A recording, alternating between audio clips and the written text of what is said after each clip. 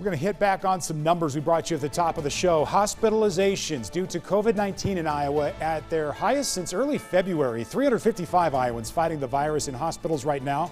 More than 100 of those folks are in intensive care. Carroll County is experiencing that increase as well. St. Anthony Regional Hospital in Carroll just reopened its COVID-19 unit.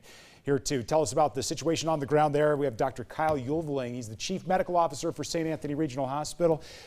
First of all, we're curious what the situation is when it comes to these positivity rates. Our state is at about a 7.6 statewide positivity rate. It's higher in Carroll. We're about 10% in Carroll County based off of the CDC data, and then we'll get it updated each week from the state data. Kyle, please explain who these folks are who are showing up at your hospital that warranted reopening the unit. What types of patients are you seeing now? Younger on average than what we saw with the prior surge in November and December. Similar to what we see in the major centers in Iowa and nationwide. Majority have been younger than 60 as opposed to the more senior citizen population that we saw last year. They've been predominantly non-vaccinated. The ones that have been sick enough to require admission to the hospital and had been vaccinated typically had another reason for a problem, like they were immunocompromised from a prior organ transplant or prior chemotherapy for cancer. We're talking about reopening a COVID-19 unit. So how long ago was it that you shut it down? Late spring, when we had gone a good extended period of time with zero admissions for COVID. We felt comfortable transitioning that unit back to its normal purpose.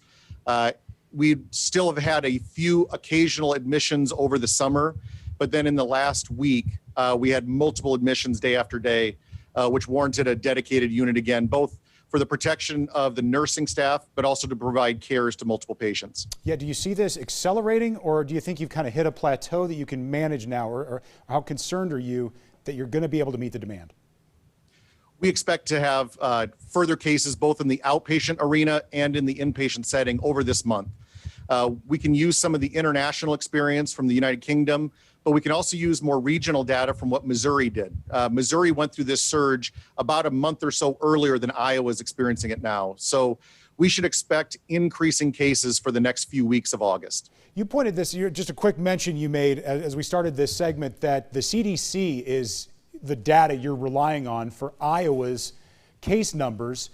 The state health department only gives them out weekly. Do you think it needs to come back to daily updates? Would that be helpful? More good data is always helpful. I put a caveat with that good data though.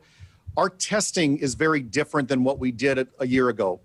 When we were in the initial difficult surges of November and December of 2020, we were testing lots of people everywhere. And we're doing much less testing now. The mass testing sites in the major cities have devolved more to clinic-based testing, hospital-based testing.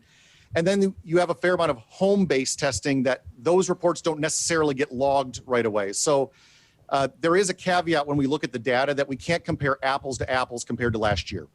You know, Iowa's getting ready to toss out a bunch of unused vaccine doses. How frustrating is that when you sit there reopening a COVID-19 unit and knowing these vaccines are going to waste?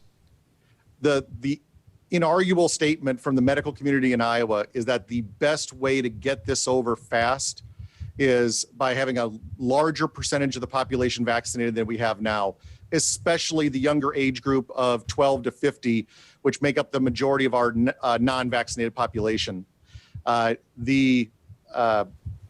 Access to vaccines is complete. The fact that we're having to waste vaccines shows you that anybody who wants a vaccine can get one. I'd implore anybody who's still on the fence about it not to take my word for it, but to talk to their healthcare provider.